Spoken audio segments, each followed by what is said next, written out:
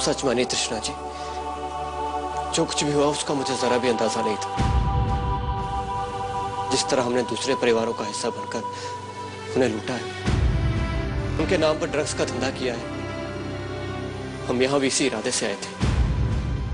लेकिन मैं नहीं जानता था कि मां ने कुछ और ही सोच रखा है। मेरा यकीन कीजिए, मुझे तो यह भी नहीं पता था कि मिस्टर बलदेव मेरे पिता हैं। अगर मुझे ये सब पता होता तो मैं मां को ये सब करने ही नहीं देता। अब शेखर जी, इन सब बातों का क्या फायदा? जो होना था वो तो हो गया। मेरी लाख कोशिशों के बाद भी मैं अपने परिवार को टूटने से नहीं बचा सकी। मैं जानता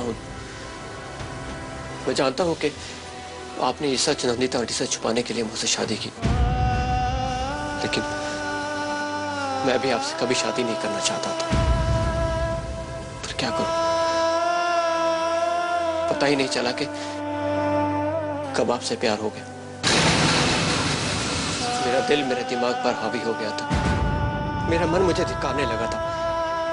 वो आपको सच्चाई बताने के लिए तड़प रहा था,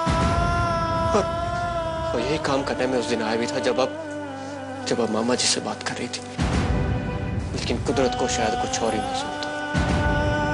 इससे पहले कि मैं आपको अपनी सच्चाई बता पाता, मुझे अपने बारे में खौफनाक सच्चाई का पता चल गया। मत रोइए शेखर जी, क्योंकि आपके ये आंसू आपके पाप नहीं धो सकेंगे। जानता हूं, इसलिए तो आपके पास आया। आप मुझे जो सजा देना चाहें दे दीजिए, लेकिन एक बार मेरी बात का विश्वास कर लीजिए। मेरी सच्चाई का, मेरे सच्चे प्यार का, बस एक बार मुझ पर भरोसा कीजिए तृष्णा जी। मैं आपको माफ कर दूंगी, अगर माँ जी आपको माफ कर देंगी तो। क्योंकि आप मेरे नहीं, माँ जी के गुनाहगार हैं। अगर उन्होंने आपको माफ कर दिया तो समझ लीजिए मैंने भी आपको माफ